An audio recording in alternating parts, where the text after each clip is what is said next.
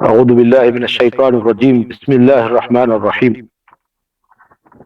عزیز طلبہ، آج ہم جس نوجوان صحابی کی سوانح عمری کے بارے میں مختصراً جاننے جا رہے ہیں، وہ تاریخ اسلامی کا ایک بہت روشن باب ہے۔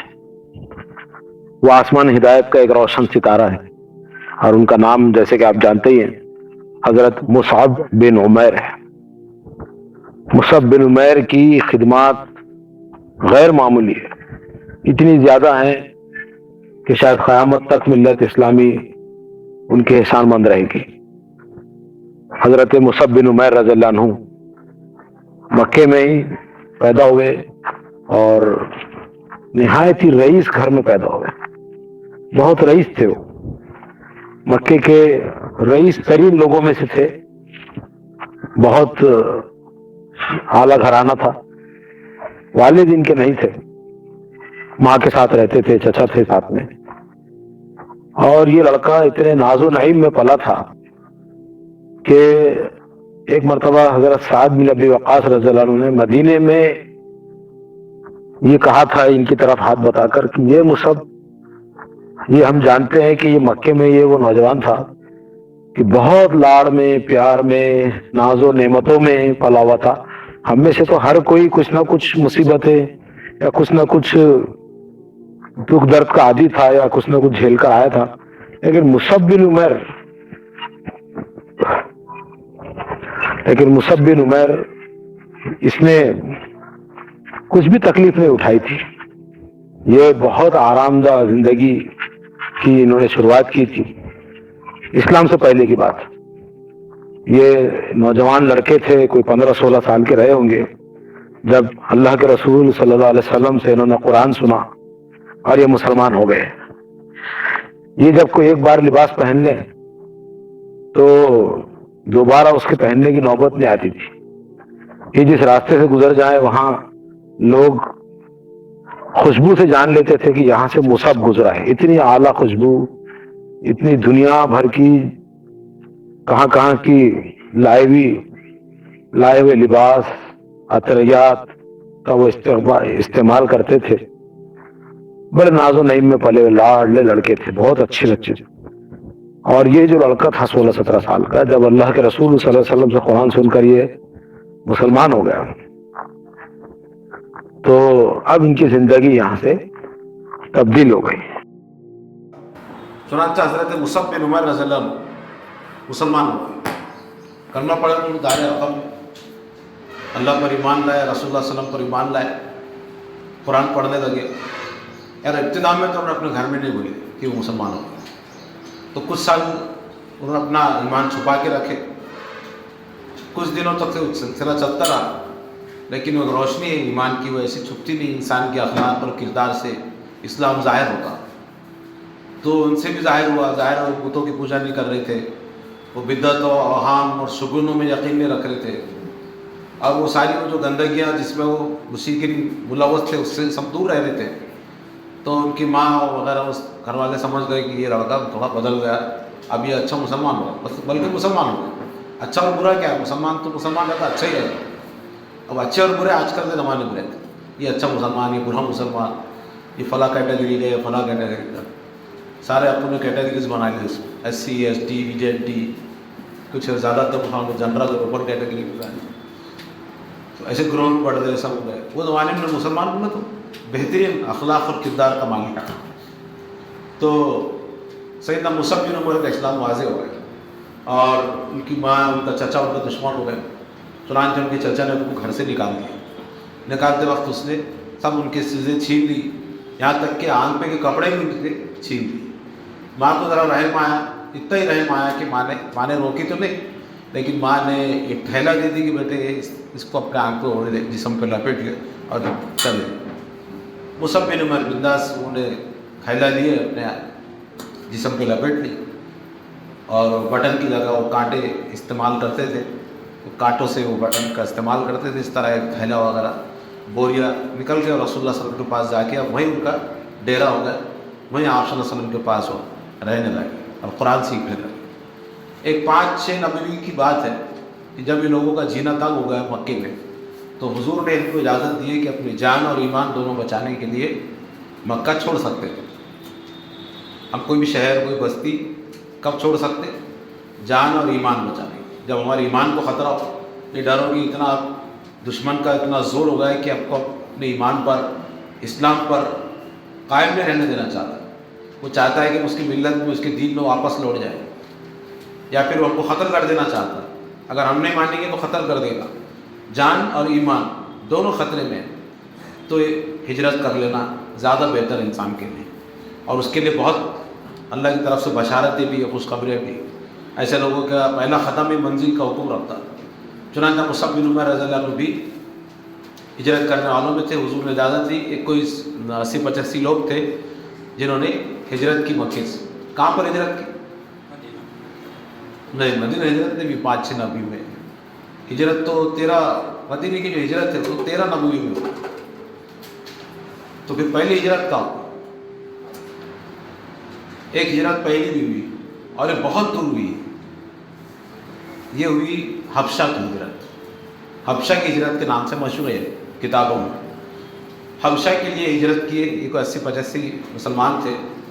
زیادہ تر اس میں رئیس، بڑے بڑے خاندان کے لوگ، اشراف اور بڑے اچھے قبیلے کے لوگ، زیادہ تر یہی لوگ تھے جو مکے کے سرداران کے رشتہ دار تھے. حضرت عثمان غنی رضی اللہ عنہ تھے اس میں، حضرت عثمان بن مظعون تھے، وہ امیر قافلہ تھے. اور حضور کے بیٹی تھی رقیہ، اور عثمان جو ان کے داماد تھے حضور صلی اللہ علیہ وسلم، یہ بھی تھے. تو یہ بھی جو ہے حبشہ کی ہجرت کر گئے. اب حبشہ کہاں ہے؟ حبشہ افریقہ میں ہے. افریقہ کا شمالی ملک ہے ایتھوپیا. ایتھوپیا کو حبشہ کہتے ہیں. تو یہ ایتھوپیا چلے گئے جہاز میں، پانی کی جہاز میں جدہ میں گئے، جدہ میں پانی کی جہاز میں بیٹھ گئے، ایتھوپیا کو اتر گئے اور وہاں رہنے لگے. وہاں بھی یہ مشرکین مکہ خاموش نہیں بیٹھے. مشرکین مکہ نے اپنا ایک آدمی بھیجے عمرو بن العاص کہ بھائی جاؤ اور اپنے لوگ جو بھاگ گئے مکے سے ان کو واپس لے کے آؤ. تو عمرو بن العاص ایتھوپیا گیا. ایتھوپیا کا وہ راجا تھا، نجاشی نام تھا. نام سنی؟ نام نے سنا تو اب یاد رکھو، نجاشی، شاہ نجاشی اس کا نام تھا. عیسائی بادشاہ تھا. حضور نے کہا کہ وہ بڑا شریف ہے، پاک باز ہے، اچھا انسان ہے، اپنے مہمانوں کو نکالیں گا نہیں وہاں سے.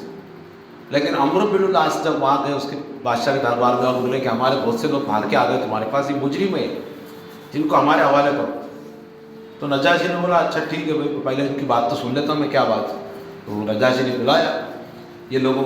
ان کے جو امیر تھے جعفر تھے، حضور کے چچیرے بھائی جعفر بن ابو طالب کے بیٹے. تو حضرت جعفر بولے کہ کیا بات ہے، کیا تم مجرم ہو؟ تو حضرت جعفر نے کہا ارے حضرت صاحب مجرم کا ہے، ہم تو بدکار تھے، سیاکار تھے، لوٹ مار کرتے تھے، بچے کو زندہ دفن کرتے تھے، بیٹی کی تو شرماتے تھے، کس کو بولتے بھی نہیں تھے، اور دنیا بھر کی جہالت ہمارے اندر موجود تھی. نہ خدا معلوم تھا، نہ توحید معلوم تھی، نہ شریعت معلوم تھی، نہ آخرت کا کوئی خوف تھا، نہ انسانیت تھی. یتیموں کو دھکے مار کے نکالتے تھے. جیسی بچہ یتیم ہو گیا تو خود اس کا چچا اس کے گھر پہ قبضہ کر لیتا تھا. تو ایسا تو ہمارے پاس تھا. لیکن ہم میں سے ایک آدمی محمد نام کا اٹھا اور وہ اللہ کا رسول بنایا گیا. اللہ نے اس کو نبی بول کے چنا اور اس نے ہم کو اللہ کی کتاب سنائی. پھر ہماری زندگی ایسی بدل دی کہ ہم لوگ جو پہلے ایسا کرتے تھے اب ہم لوگوں کو راستہ بتاتے، لوگوں کی مدد کرتے، لوگوں کی خدمت کرتے، بیٹیوں کو پالتے ہیں، پوستے ہیں، خوش ہوتے ہیں. دوسروں کی بیٹی اگر یتیم ہو گئی تو اس کو پالنے پوسنے کے لیے جھگڑتے. اتنے بدل رہے. جعفر تو حضرت جعفر کی تقریر سن کر نجاشی نے بولا ارے ارے تو بڑا اچھا کام ہے، تو بڑا اچھے لوگ ہیں، جا بھائی میں نے بھیجتے ہیں. تو عمرو بن العاص رک گئے. انہوں نے بولا کیا کرنا کیسا. دوسرے دن پھر آئے بادشاہ کو بولے ارے تم عیسائی ہے؟ بولے ہاں. بولے تم عیسیٰ کو خدا کا بیٹا مانتے؟ بولے ہاں. بولے یہ مسلمان نہیں مانتے. جب سنو بولے جو تمہارے مذہب کے خلاف بھی بات کر دو، اب بھیج دو ان کو میرے ساتھ. تو نجاشی نے بولا ارے ٹھہرو بھائی، رکو ذرا، صبر کرو، ان کو سن لیتا ہوں ہے. تو ان کو بلائے بھائی آؤ، آپ کی بات کیا ہے، آپ کا موقف اس بارے میں صلی اللہ علیہ وسلم ہے. تو حضرت جعفر تیار نے مشورہ کرے ساتھیوں سے، بولے بھائی قرآن کا سورہ مریم سنا دیتا ہوں، سیدھا سیدھا اپنی زبان میں کچھ بولوں میں دین کی بات، اس سے بہتر ہے کہ وہ خدا کی زبان میں خدا کی بات بولتے ہیں، زیادہ محفوظ ہے نا.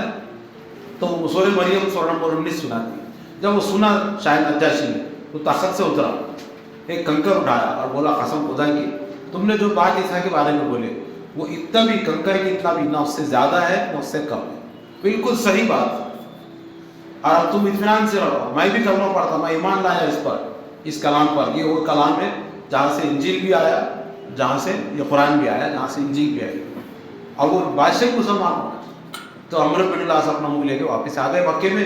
سردار نے بولا کہا اپنے لوگوں کا ذکر نہیں، ارے وہ اپنے لوگوں کا چھوڑو بھائی، وہاں کا بادشاہ مسلمان ہو گئے، یہ جا رہے اسلام پھیلانے میں۔ اب تم بیٹھو خاموش، اب جو لوگ ان کے ان کو پکڑ کے بیٹھو، ان کو جان مت دو۔ چنانچہ انہوں نے اور عرصہ حیات تنگ کرنا شروع کرے، مسلمانوں کا جینا اور مشکل کرے۔ حضور صلی اللہ علیہ وسلم کو زیادہ ٹارگیٹ کرنے کی کوشش کرے۔ مصعب بن عمیر کچھ سال حبشہ میں رہے۔ ایک بار حبشہ میں یہ افواہ پھیلی کہ مکے کے سارے لوگ مسلمان ہوئے، سارے لوگوں نے اللہ کی اطاعت قبول کر دی، سارے لوگوں نے شرک سے بیزاری کا اظہار کرے۔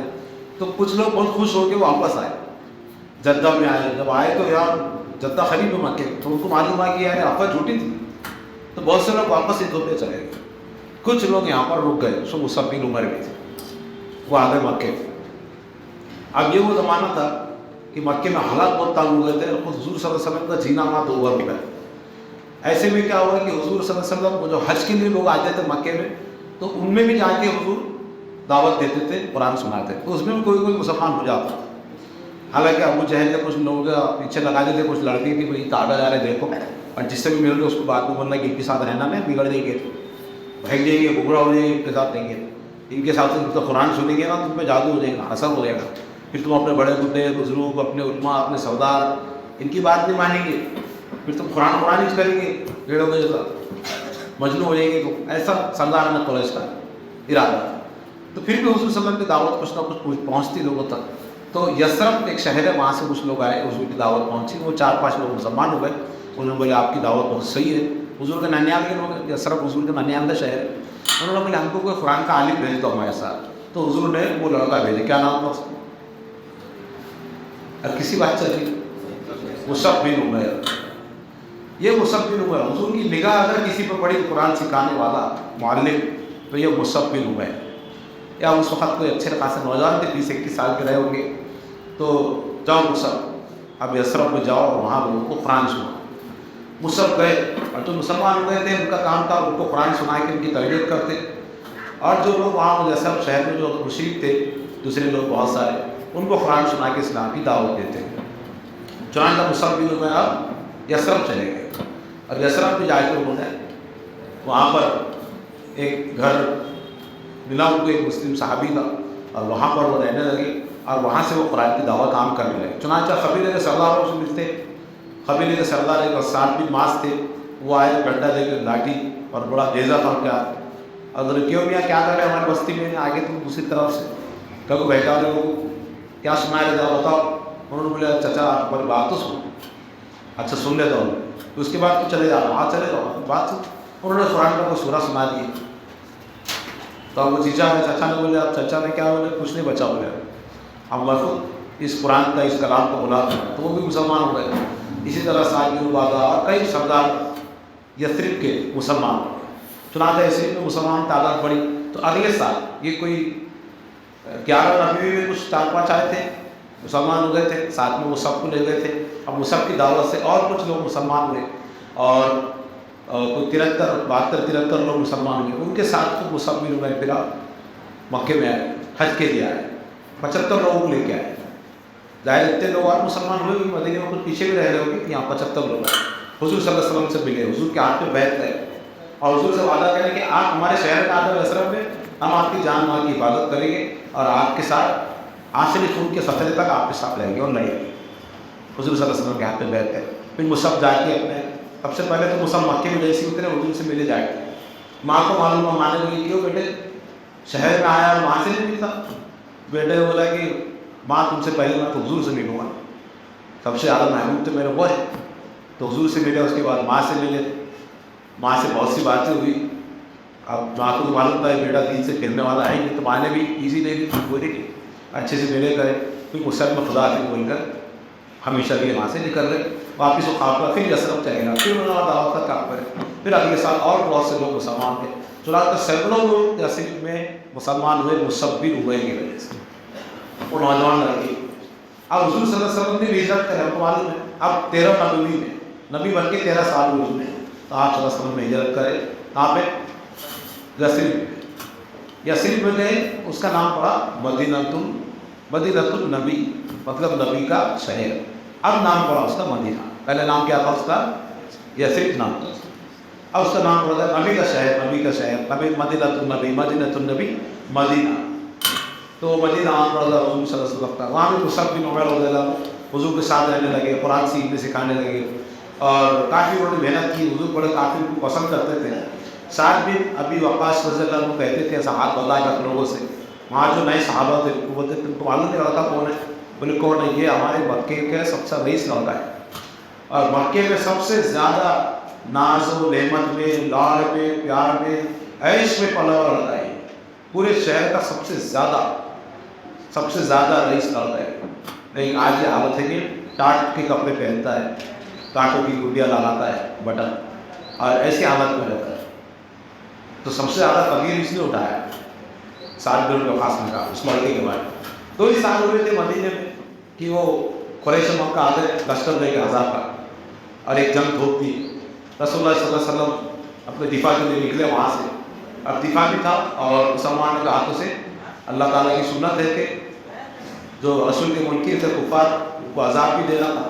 300 پہلے لوگ مدینے سے نکلے اور بدر کے میدان میں آئے، اور جنگ بدر بھی آپ کو معلوم مشہور ہے جنگ بدر۔ رسول اللہ صلی اللہ علیہ وسلم نے اپنا علم کس کے ہاتھ میں کیا؟ تو وہ مصعب بن عمیر کا علم، سب جھنڈا بہت اہم رہتا، جنگ میں، جدل میں، قافلوں میں یہ جھنڈا رہتا تھا، اس کے ہاتھ جھنڈا اونچا رہتا تو پوری فوج جھنڈے دیکھ کے رہتی، بہت اہم رہتا تھا۔ جہاز کا سیدنا مصعب بن عمیر علم بردار تھے میدان بدر میں، اور وہاں خوب جان کی بازی لڑائے، جان نثاری کا مظاہرہ تھے، اور بدر میں مسلمانوں کو فتح حاصل ہوئی الحمدللہ۔ اور اس کے بعد پھر یہ 1 سال میں گزرا کہ قریش مکہ پھر سے آ گئے بدلہ لینے کے لیے لنگے بدر۔ اب وہ 3000 کا لشکر لے گیا، ادھر مسلمان سے 700، احد کی جگہ پہ، احد کی پہاڑی پہ ان کا مقابلہ ہوا، میدان احد میں جنگ احد برپا ہوئی، اور اس میں مسلمانوں کی پہلے فتح ہو گئی، دشمن بھاگ گیا، لیکن مسلمان نے ذرا کافی لوگ ہیں کہ دشمن بھاگ گیا ہوئے، تو ایک خفیہ جگہ سے، ایک چھوٹے سے درے سے کفار نے پیچھے سے حملہ کرے مسلمانوں پر، اور نہتے اور کافی مسلمانوں پر حملہ کر کے بے خبری پر انہوں نے پھر کئی مسلمانوں کو شہید کر دیا، 70 صحابہ اس کے اندر شہید ہوئے۔ اس میں بھی علم بردار تھے حضرت مصعب بن عمیر، ایک کم وقت مشرک کافر جو آیا بھاگتے، اب مصعب بن عمیر رضی اللہ عنہ کا جھنڈا گرانے کے لیے ان کے ہاتھ کو وار ہوا، ہاتھ کٹ کے گر گیا، تو حضرت مصعب نے اس کو بائیں ہاتھ سے پکڑا، پھر اس نے یہ ہاتھ کو وار کہا، اب تو حضرت مصعب نے اپنے ہاتھوں پر ٹوٹے گا ہاتھوں کا ہونا جھنڈا اپنے باہوں میں پکڑ لی، اس میں غصے سے اتنی زور سے نیزہ مارا کہ وہ نیزہ کی ہڈی سینے میں چپ گئی اور نیزہ گر گیا، اور حضرت مصعب بن عمیر رضی اللہ عنہ وہیں گر کے شہید ہو گئے۔ رسول اللہ صلی اللہ علیہ وسلم بعد میں جب جنگ ہو گئی اور کئی صحابہ ایسے شہید پڑے تھے، تو آپ صلی اللہ علیہ وسلم آئے، وہاں رکے بہت دیر، اور آپ نے کہا کہ یہ بچہ ہے جس نے بہت محنت اٹھائی ہے، آخر میں اپنی جان لے کے سپرد کر دی ہے، اور مسلمانوں سے بھی کہا ہے کہ مسلمانوں ان کا تذکرہ کرو، ان کے لیے دعا کرو، اور یقین مانو کہ آخرت میں اللہ سے ملاقات ہوگی، تو وہاں مصعب بن عمیر سے بھی ملاقات ہوگی، ان کے لیے دعا کی اللہ کے رسول نے۔ صحابہ آئے اور فرمایا کہ یا رسول اللہ، مصعب بن عمیر کو اندر دفن کرتے ہیں تو ان کا چہرہ ڈھانپے تو پاؤں کھل جاتے ہیں، اور پاؤں ڈھانپے تو چہرہ کھل جاتا ہے، اتنا بھی کپڑا نہیں ہے ان کے پاس۔ تو حضور پھر روئے، حضور نے کہا کہ دیکھو ویسی حالت میں مصعب کا انتقال، لیکن ظاہر نہیں ہے ان کے لیے تو جنت بالکل ریڈی تھی، تیار تھی، کیونکہ شہید تو مارتا نہیں، وہ تو اللہ کے پاس رزق پاتا ہے۔ رسول اللہ نے کہا کہ چہرہ ڈال دو، پیروں پہ کھاپ ڈالنا۔ چنانچہ 2 یا 3 ہجری میں غزوہ احد میں حضرت مصعب بن عمیر رضی اللہ عنہ شہید ہوئے۔ یہ وہ لڑکا تھا جس نے کتنی جان لڑایا دین کی فروغ کے لیے، دین کی دعوت کے لیے، رسول اللہ صلی اللہ علیہ وسلم کے۔ ہمارے سامنے آج ہماری زندگی ہے، حضرت مصعب نے اس امتحان سے گزر گئے، کامیاب سرخرو ہو گئے، آج کتنے مزے میں ہو گئے۔ تو آج ہمارے موقع ہے، آج ہم امتحان کچھ سالوں بعد ہمارے بعد لوگ آئیں گے تو ہمارے بارے میں کہیں گے کہ ان کا جو امتحان تھا وہ ختم ہو گیا، ہم بھی ایسے ختم ہو گئے۔ لیکن سوال یہ کہ کیا لے کے جائیں گے، زندگی کس چیز کو گزارے گا؟